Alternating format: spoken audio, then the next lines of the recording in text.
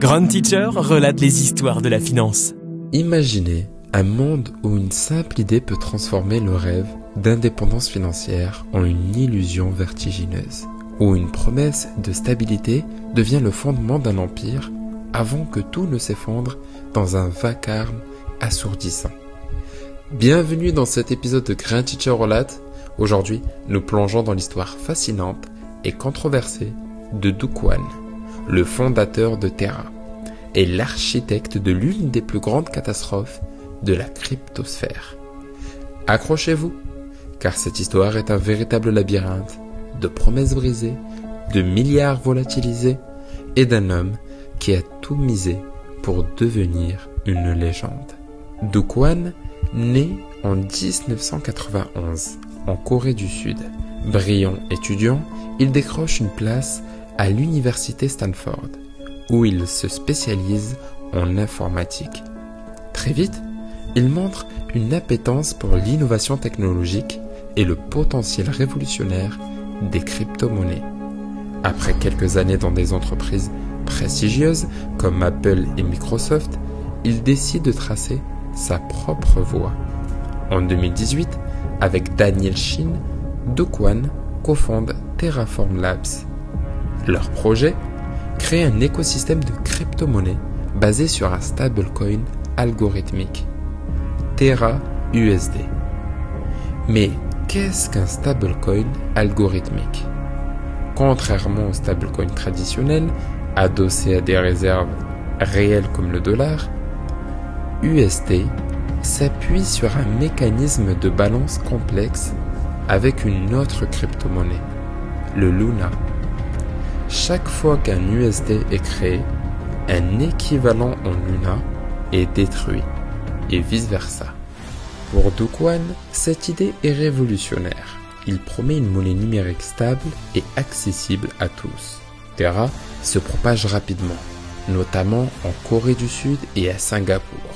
Grâce à des partenariats ambitieux et à l'écosystème dynamique développé autour du USD et Luna, la capitalisation de son projet atteint 60 milliards de dollars en 2022. Mais Do Kwon n'est pas qu'un entrepreneur, il est aussi un provocateur. Sur Twitter d'ailleurs, il multiplie les attaques envers ses détracteurs, qualifiant ceux qui doutent de son système de pauvres ou d'idiots incapables de comprendre.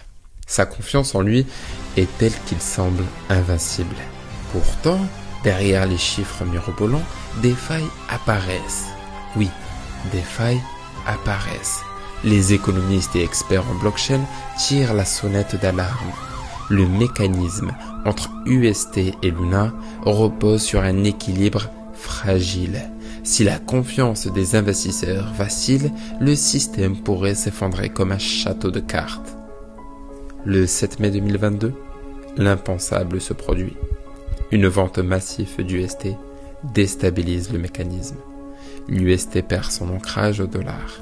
La panique s'installe et en quelques jours, Luna passe de 116 dollars à quasiment zéro. Des milliards de dollars disparaissent. Les investisseurs, petits comme grands, sont ruinés. Certains perdent leurs économies de toute une vie. Les médias qualifient cela de Lehman Brothers de la crypto. Et où est Do Kwon? Au moment de l'effondrement, il reste introuvable. Les autorités sud-coréennes et internationales lancent des enquêtes pour fraude et manipulation de marché. En septembre 2022, un mandat d'arrêt international est émis contre lui.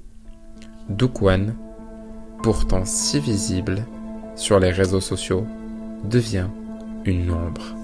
Après des mois de cavale, Do Kwon est finalement arrêté en mars 2023 au Monténégro. Alors qu'il tentait de quitter le pays avec de faux documents, les autorités américaines et sud-coréennes réclament son extradition. S'ensuit une bataille juridique complexe pour déterminer où il sera jugé.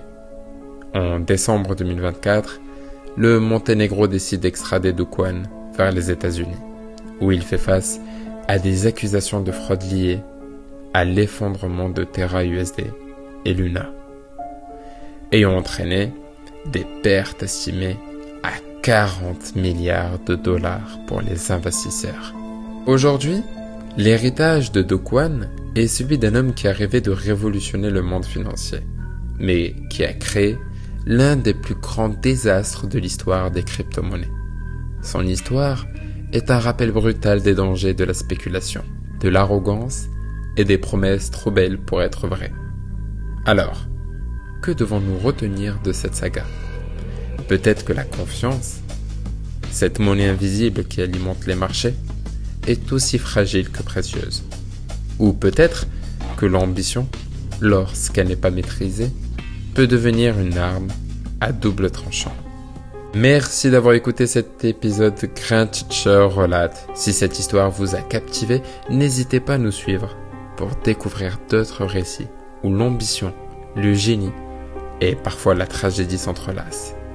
Et souvenez-vous, chaque succès a son ombre et chaque chute, c'est le sang. À bientôt.